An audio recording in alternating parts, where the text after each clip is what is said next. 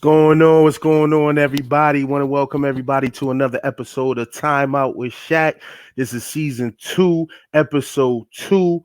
And I'm gonna have, my special guest coming on in a minute. He'll be coming in.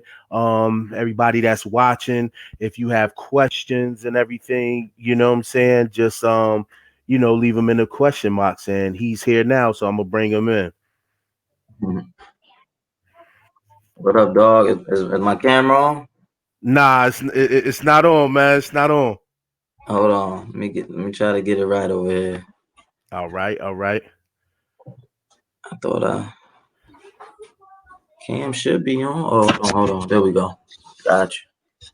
All right, bro. Now we in business, baby. We in business. There we go. We in business now. You know what I'm saying? Yeah. We in the business now, man. What's going on with you, sir? Man, I'm chilling, bro. I'm chilling, man. Just got in the house not too long ago. What's going on? Yeah, man. Just want to welcome you to, my show and everything. Time Out with Shaq. You the second guest, season 2. You know what I'm saying? Yeah. So we gonna start this off. So why don't you just introduce yourself to everybody that's watching right now? Well, my name is Ty Sullivan. The head basketball coach at West Haven High. Going into my 3rd year there. Former assistant coach at James Hill House High School. Former player, James Hill House High School. Former player at the University of Rhode Island. That's me. Okay. You know what I mean? That's what's up, man. It's an honor, man, to finally get you on here, man. You know what I'm saying? 203 in the building. You know what I'm saying? So yeah, man, we just going, pick your brain a little bit, let everybody know, what I'm saying, stuff about you and everything, and your thoughts of what's going on and stuff right now. So I mean, how are you and your family and stuff holding up during this pandemic that we in right now? We're good, bro. Thanks for asking, man. We're good, man. Everybody, through the grace of God, everybody's been healthy, no issues. In the immediate family and extended as well. The COVID thing has been a challenge for everybody, but we're making it through. Doing well, man. Hope the same for you. Yes, man. It's crazy right now, man. I mean, this is unforeseen territory and times that we living in right now. You know what I'm saying? Just wishing everybody stay safe. So yeah, man. So I'm just gonna dwell into it, you know what I'm saying? Just talk about you growing up and stuff like that. So I try to do my homework on every guest that I bring on, you know what I'm saying, and stuff like that. So formally you're a Handom residence, which is an extension to New Haven, and stuff like that. What was it like for you growing up in Handom, versus like the actual New Haven? Like what was it like growing up in the Handom part or whatever? Nah, well, I live in Hampton now. I just bought I bought a house in Hampton, but I've been in New Haven my whole life. My wife so what was it like, my wife is from Hampton. What was it like growing up there? Well, in New Haven? Yeah. Yeah, well, New Haven, I mean, it's New Haven. It's just like any other city. It's like growing up in Hartford, growing up in Bridgeport. It's a place that made me. It molded me into the young man that I was and the man that I became.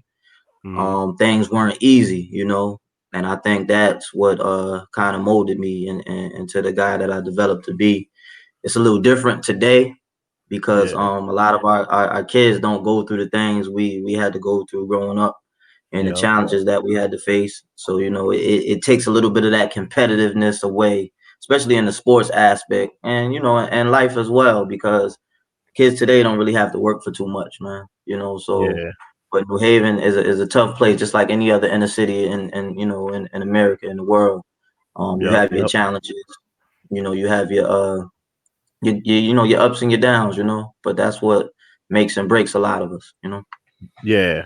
So at what age did you know, like, you wanted to play this game, like, full time and a high level? Like, at what age did you, say like, hey, yo, this is what I want to do versus football, baseball? Like, well, I always loved basketball from a little kid, from the day my father bought me my little Michael Jordan hoop, and just messing around with it. And I just always had a love for it. Didn't really start playing organized till I was about 11 or 12. And Okay.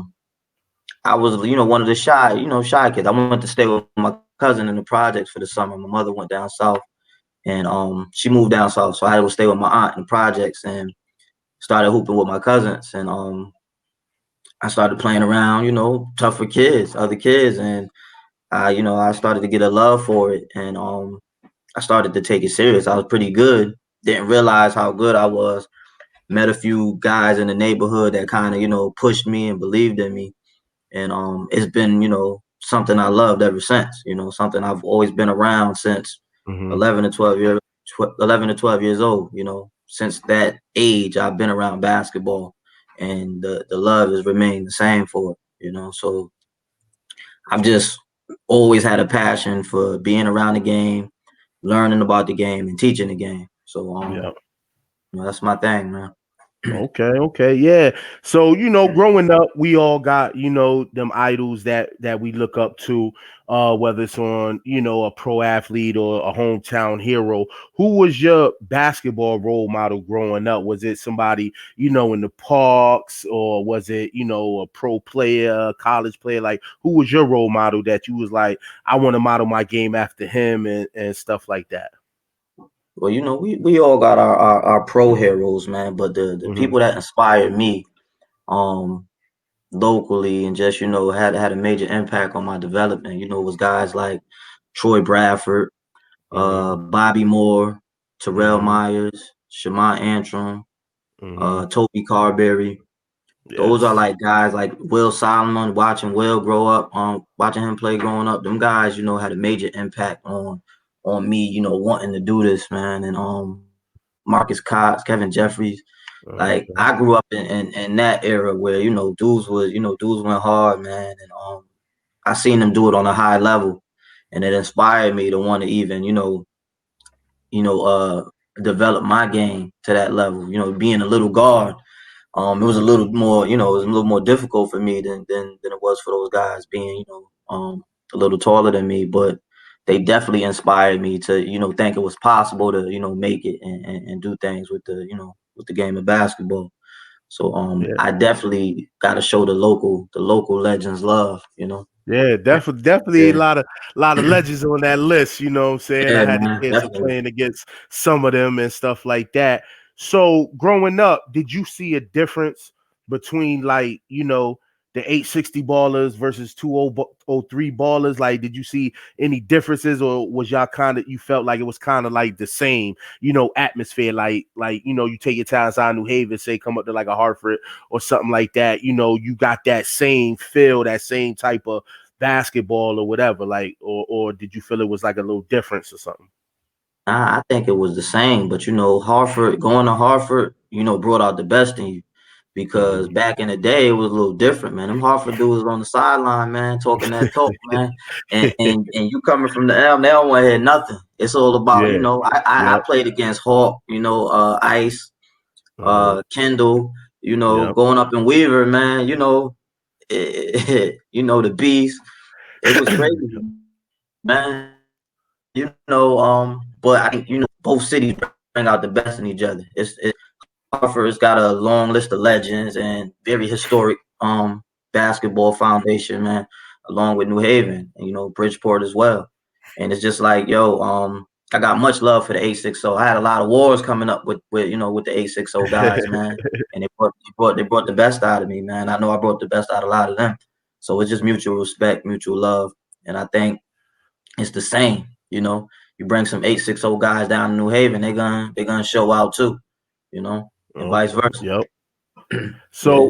So you get to high school and you play for one of the most storied, high schools in New Haven. What was your decision, or like, I know out here, we got to go to the schools in the areas that we live in or whatever. Was it like that in New Haven, or did you have your choice to say, hey, listen, I'm going to Hill House, man, this is the school I want to play for, this is the rich tradition? Like, how did you Mhm. choose to play for Hill House versus any other school in New Haven? Well, I was supposed to go to Cross. That was the crazy Okay. thing. So it was a bunch of us. We all played like eighth grade basketball for Kern, Carolina. Mm-hmm. And Kern was supposed to become a coach at Wilbur Cross. He was supposed to Mm-hmm. become an assistant coach there. it didn't happen. They ended up hiring Jimmy Reynolds, and then he hired who he hired, and we all kind of just last minute went to Hill House. Hill House was our neighborhood school, but like Wilbur Cross was, the historic program then. You know, Yeah. Hill House didn't like get back into it until Kerm got back there and they started winning championships, and then we took over. But Wilbur Cross was, one of the most historic programs in the state of Connecticut. Like they did their thing. They had a lot of pros. So we were supposed to go to Cross last minute, decided to go to Hill House, and we just, we just balled out, man. And that became my home, man. And that's just the type of person I am. Wherever I am, man, like I'm gonna give you my all. And Hill House High School was everything to me, man. Really, That's really, really grew me up, man. Showed me how to become a young man then. So like that's that's what's how it up, kind of man. went down, man. Yeah, shout out to Coach Carolina too, man. That's my guy, man. Much Yeah, respect man. for that guy, man. You Yeah, know, definitely. so you's a former register area MVP, all state selection while playing at Hill House. You know, what what type of things, like pushed you to, get to that level, of all state status, MVPs and stuff like that. Like, was you with the mindset of like, listen, I'm going to the parks, I'm not going to parties, I'm not doing this, I got a goal for myself set, or was you still able to, go hang out and still had that mindset when you stepped on the court and stuff like that? Now, when I was young, man, I was all about business, man. I had a chip on my shoulder from day one. Mm-hmm. I always felt overlooked. Always felt like I didn't get the respect I deserved. So that made me just want to, take heads whenever like I was an angry little dude. So if I seen you like and I they saying your name first, I got him when we play. I'm in the gym every day working on my game, man. I don't think anybody worked harder than me at that time in the gym, man. I really dedicated a lot of time to my craft, and I just took it serious, man. Like I wasn't into partying and all that stuff. As I got a little older, you dibbled and dabbled in a few things, but at that age, at that time, man, I was all about business. Basketball was everything to me, man, and just always got I still got a chip on my shoulder. I want to be the best at Mm-hmm. everything I do, even with this coaching thing. Like I feel like I'm one of the best, if not the best. And if I'm not, I'm gonna get there at some point. Yeah. So that's always been my mind frame, man. Growing up, that motivated me to, and I was able to accomplish a lot of individual things along the way doing that. Yeah. So yeah. So who would you say was your toughest opponent, individual wise, through your career, and the toughest team to where, like, you don't go in like scared of that team, but you was like, yo, like, man, this dude gonna be a hard matchup for me. But if I can get past this dude, I can get past anything. So what was that one team and that one player that you felt was, matchup for you through your high school career? Well, the one player that I always felt like was tough that didn't really get, that he got love, but he didn't get as much love as some of the other guys. Was Mm-hmm. Chaz Carr. Chaz Carr played at Yes, yes, Manchester High, and yes, yes. Chaz was the real deal. But Yeah. we had the Mark Joneses, we had the Mark Connectnys, we had Ricardo Yep. Freeman.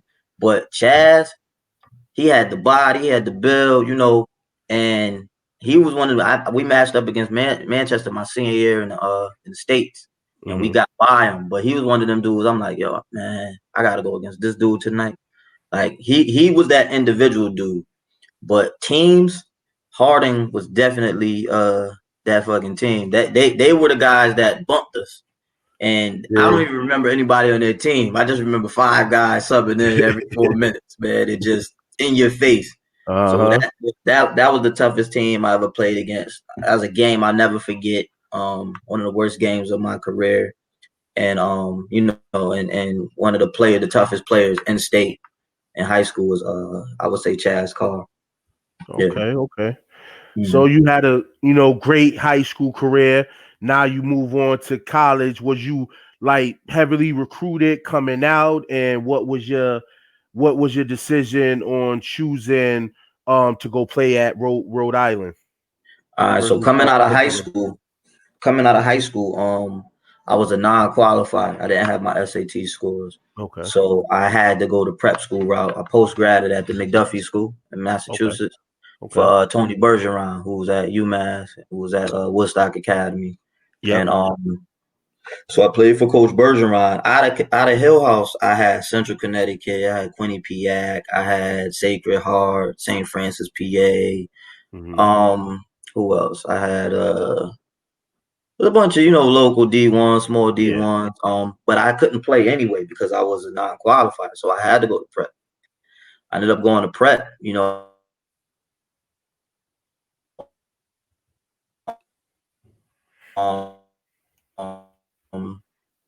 Being physically for next level. I was able to work on my body. I was able to work on my academics and get away from New Haven.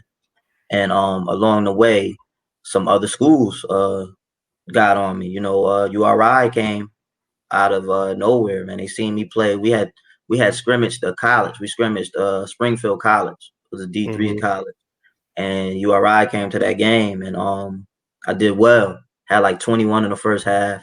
Didn't score a point in the second half. But at the end of the game, the coach came to me and said, "You want to know what your best half was?" I was like, "What?" He said, "The second half." He said, "You didn't score, but you did so many other things." And Other things. Yep. Yep. It's not so all about the scoring sometimes. yeah, so they started recruiting me from there. And the thing I tell kids today is the mistake I made was chasing the jersey. Chase the Hmm. jersey because Quinnipiac, Central, all these other schools, Manhattan, they recruited me to be the player that I was at Hill House.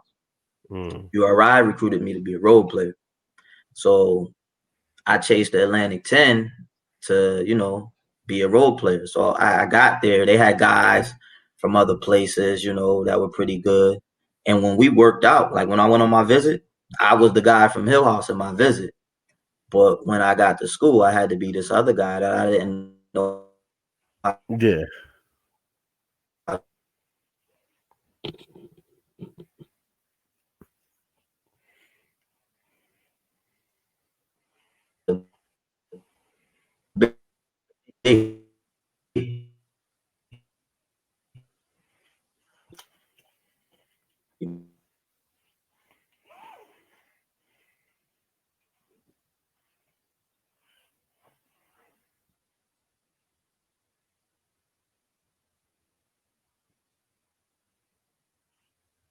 experience for me.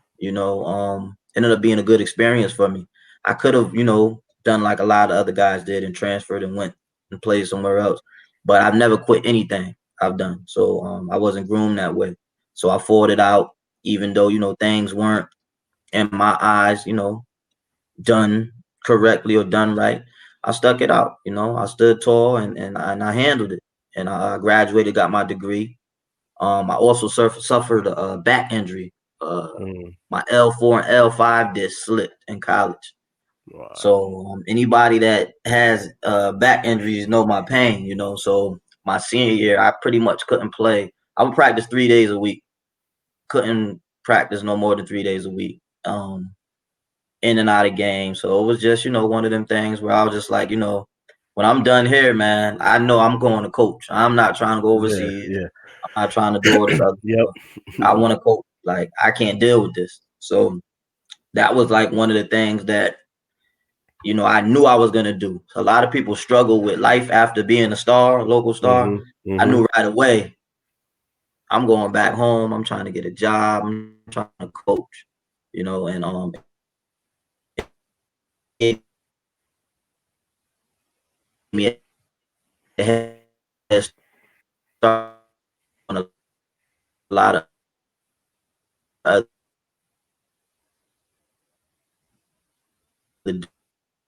dudes because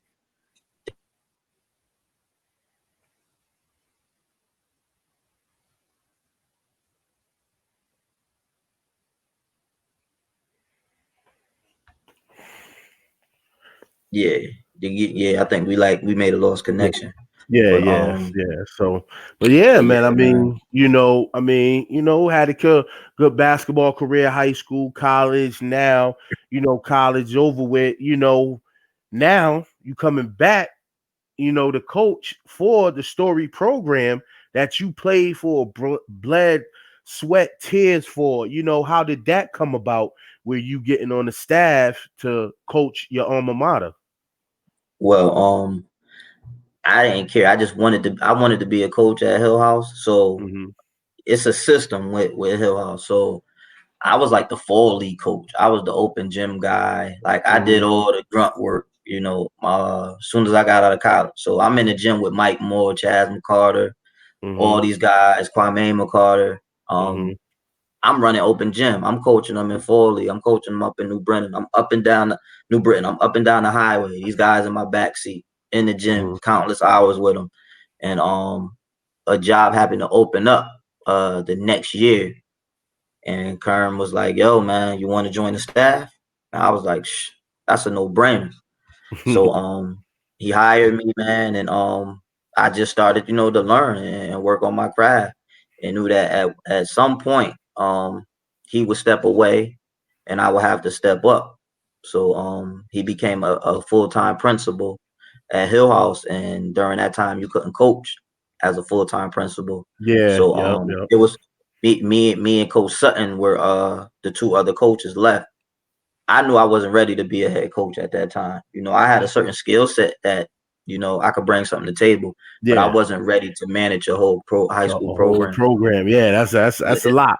That's a When lot. Trust me, it's a coaching lot. is the easy part. When you're a head coach, 'cause basketball part is easy. It's the other Yeah. stuff, Oh yeah. managing Yeah. managing Yep. individuals, managing personalities,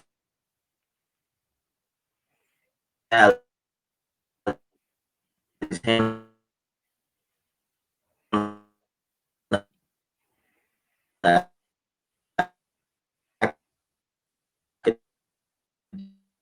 academic, oh,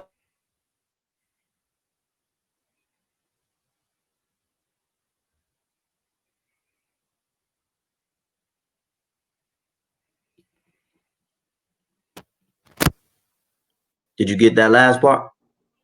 Because we might have broke up. It broke up. It broke up a little bit. What Yes. was the last part? So Kermit stepped down. Coach Sutton was the person for the job. He was the right person for Okay. the job. My man, my main man. And Yeah, man. Shout out Sutton, man. I thought, This is my yeah, dude, he man. he put me on a platform where I was able to showcase my talent. A lot of coaches wouldn't do that. A lot of Yeah. coaches wouldn't allow, what he allowed me to do on that platform. Hmm. And like I said, we talked every night, and he put me in a position to showcase my talent, and he's the reason why I'm a head coach today. So I definitely want to, show that love and make sure I give him his roses on that. And, Yeah, definitely. definitely. I mean, y'all had some legendary games, Yeah, I man. witnessed and been a part of, what I'm Yeah. saying, especially legendary games against that 860 Weaver Yeah, team. man, don't You talk know, about that game. Where my man Reg at? Because Reg ain't gonna let it up, man. I you know know, Reg's around here somewhere, man. Reg, shout man. out my man Sorry, Reg man. You my Hatchett, man, man. Reg. I You my tagged him in here, man, so he can come on the show and watch it because I know he wanted to watch, man. You know what I'm saying? I know man. Good y'all dude, cool. man. You know what I'm Reg a saying? good dude. Y'all been cool for back in the Yeah. day, but I mean, I was at that game, at Yeah, that it was state crazy. championship game, man. Yeah, it was In crazy, man. Mohegan, man. That was one of the most memorable games right there, man. I mean, what was going through your mind during that game in the closing minutes, closing seconds of that game? It was such a roller coaster, bro. Like to start the game, I thought we came out good. We had a game plan because they whooped us early in the season. They Yeah. was that humble pie, man. And we were ready in the championship. Jumped on them, and then they that little momentum swing came, and them dudes took the lead, man. I was scared as hell, Shaq, because we had been there before. We were up on St. Joseph's back, in 2012, man. Up Hmm. big, came back, lost the lead. We blew it. They beat us, and like we just couldn't go through another game like that, man. And we Coach Sutton always prepared, 12 guys. You know, no matter how much talent we had, Mm-hmm. 12 guys were always ready to get on the floor. And Yep. a bunch of guys from Weaver fouled out, a bunch of guys from Hill House fouled out, and we were Yeah, still that standing. We had a I've whole nother, never seen that many crew of people dudes. foul out in one game. Yeah. I'm like, And, and, yo, and, and that's a credit to Coach Sutton, man, because we were like, yo, what we gonna do? But then when we started to see how they started to fall out, we started to fall out. We started feeling comfortable because we just wanted to get to overtime and get on a clean slate because we knew we had another crew of players that were ready, and their guys didn't have the experience. And that's no knock on anybody, but Reg had some horses, man. He had yeah, the brothers and Keandre, and when they went down, it was like, they went down. So yeah. and we still had Trey in the game. We had Jalil. We had some guys that Kahoot. We felt real comfortable, and we got lucky. We got lucky, man. And sometimes that's what it boils down to in basketball. And I'm just happy we won and not them. So Yeah, man, that's still gonna go down as one of the greatest games, man. Um, so now you make the transition into the top dog spot, West Haven. What was that yeah. transition like, and how was it, coaching the kids? I know you try to bring that same mentality that, was instilled in you in Hill House. Did they buy into it and stuff like that at first, or was it like a little pushback? How was that transition? Well, yeah. Well, leaving Hill House was one of the hardest things I've ever done in my life, man. It was like a breakup. Nothing bad, but it was just like, leaving the woman you love, and Yeah. or another one. I mean, but Uh-huh. it was something I had to do. It was a good move for me in my career. But once I got there, my biggest thing was establishing the culture, man, of winning. Yep, For yep, so many years, West Haven was like laughed at and wasn't expected to do anything.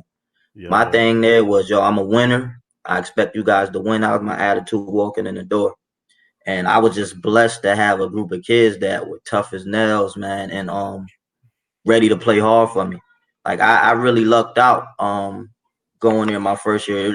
None of them were really known, but they were tough. They were tough kids, and I think I needed tough kids, and they needed a good coach that believed in them for Mm-hmm. us to be successful. And we ended up winning the most games that the school has won in probably like 10, 15 years. I won Coach of the Year that year in the SEC, which is a tough conference, and Yeah. we went pretty far in the tournament. We went.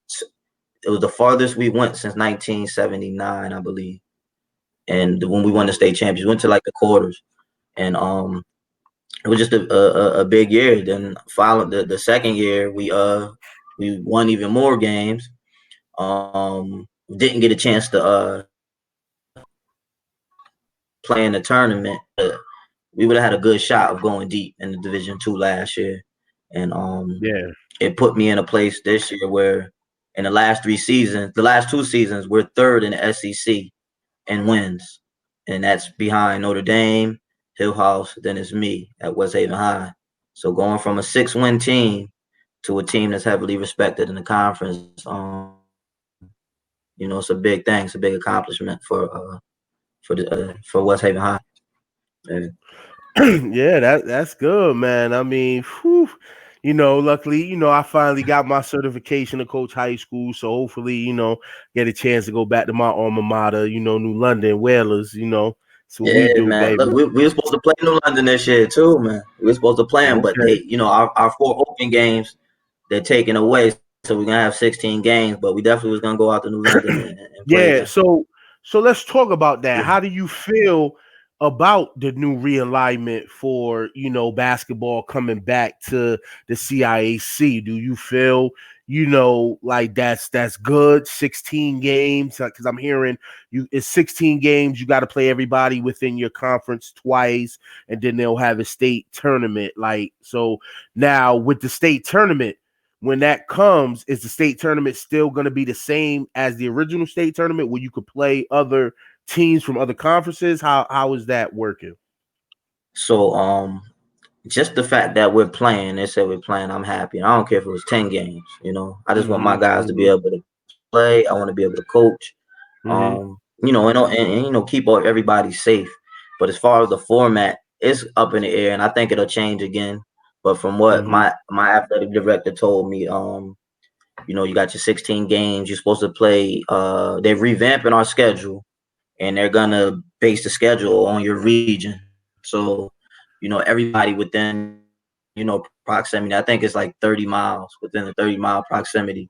Your games will have to be scheduled with those teams, and then the tournament is from like February 8th to like February 21st or something like that. And I'm not sure of that format, how they're gonna do it, how they're gonna break it down. But like I said, it okay. don't matter to me, man. I just want to be able to hoop. I want to So be able to coach. who would be the teams on your schedule, that you have to be going up against? So regularly, I had Hill House, I had Notre Dame, I had who for regular games, Shelton, which was the fourth team in the conference, and then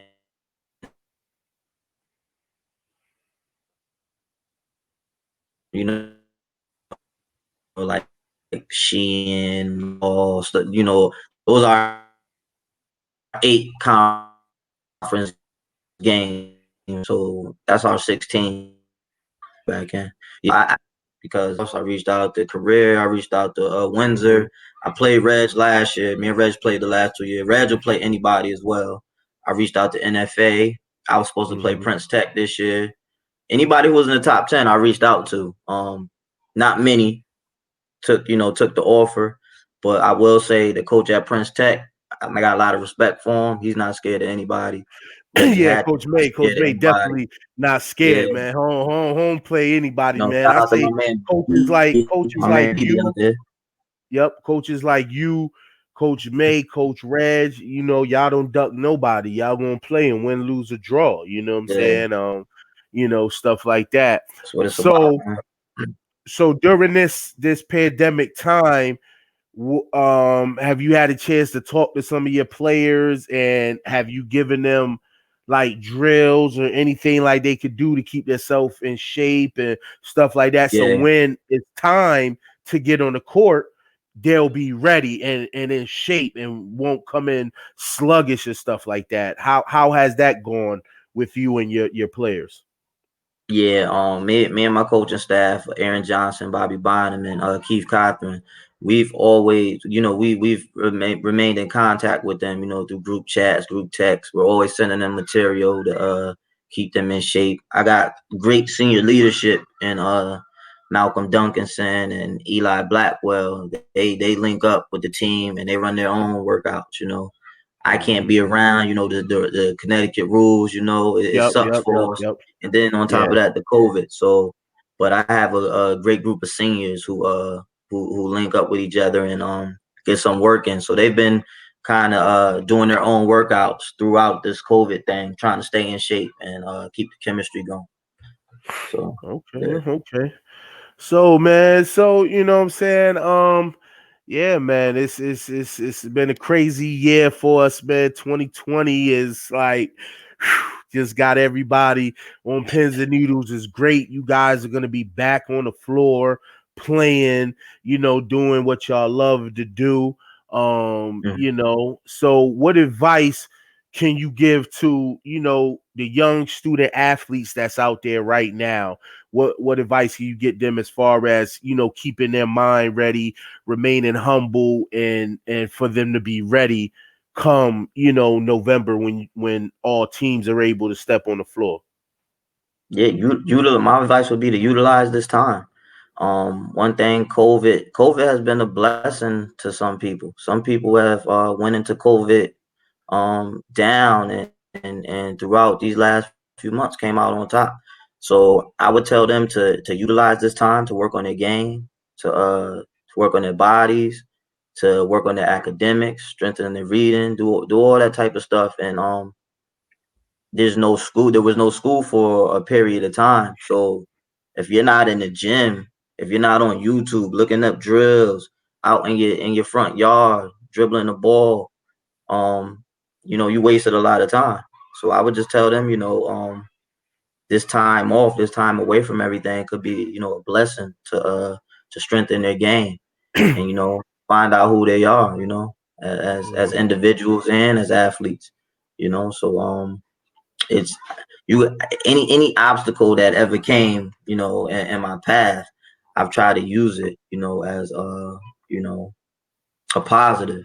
So I think during these times, man, even Mhm. COVID-19 can be used as a positive, you know. Yeah, and even with the COVID, we also have other things that made 2020, Oh yeah, real man. crazy with the Black Lives Matter movement and all the injustice that's been going on. What's your take on that, and how are you feeling being a black man minority in this day and hmm age with what's going on and stuff? How are you able to remain humble and deal with the situations and stuff that's been going on?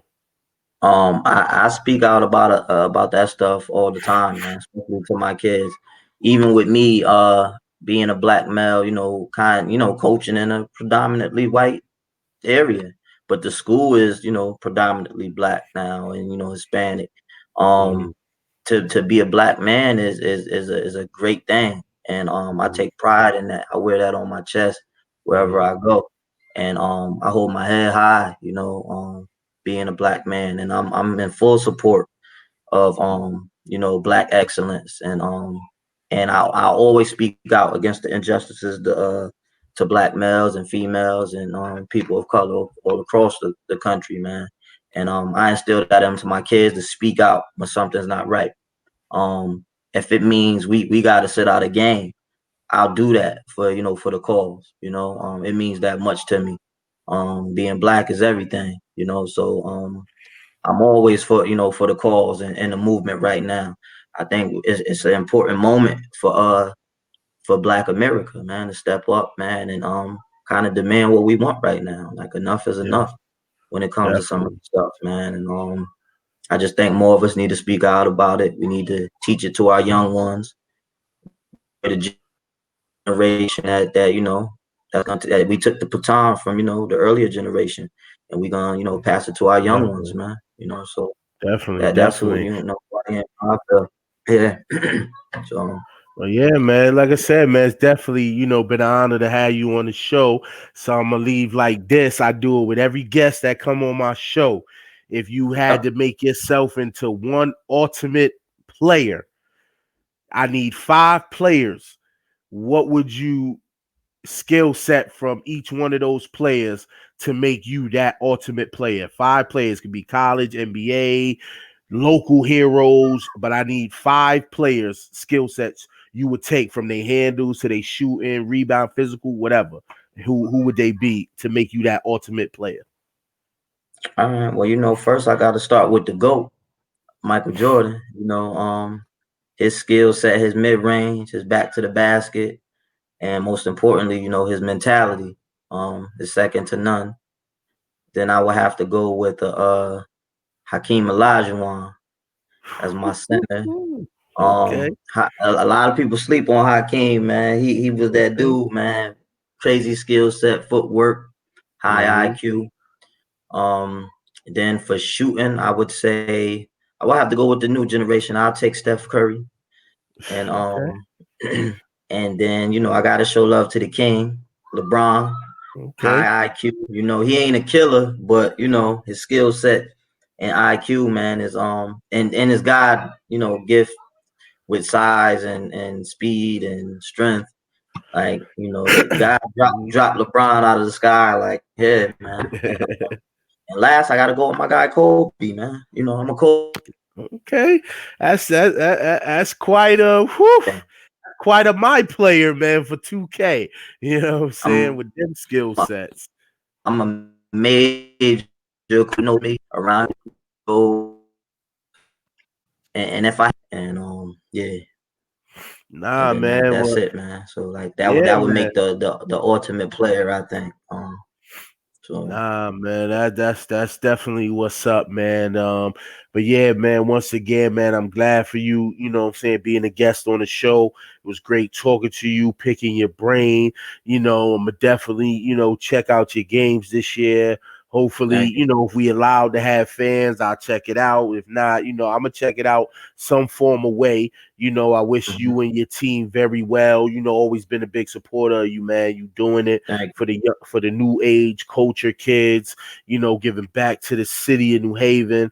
And definitely appreciate you, man, and just best you. wishes to you and your family. Hope y'all hold up during this time and stuff like that. And we'll be talking in the future, man. And just appreciate you for taking the time to be on the timeout with Shaq, man. Thank you, brother. That's easy, man. I know we've been trying to catch up for a minute, but anytime, man, just holler at me, man. I'm always gonna, support and definitely anytime, man. You need anything, man, holler at me and I got you, man. But thanks for Yes, sir. having me. Yes, sir, man. I appreciate you. Salute. And I'll talk to you soon, King. Yes, sir. Peace. All right.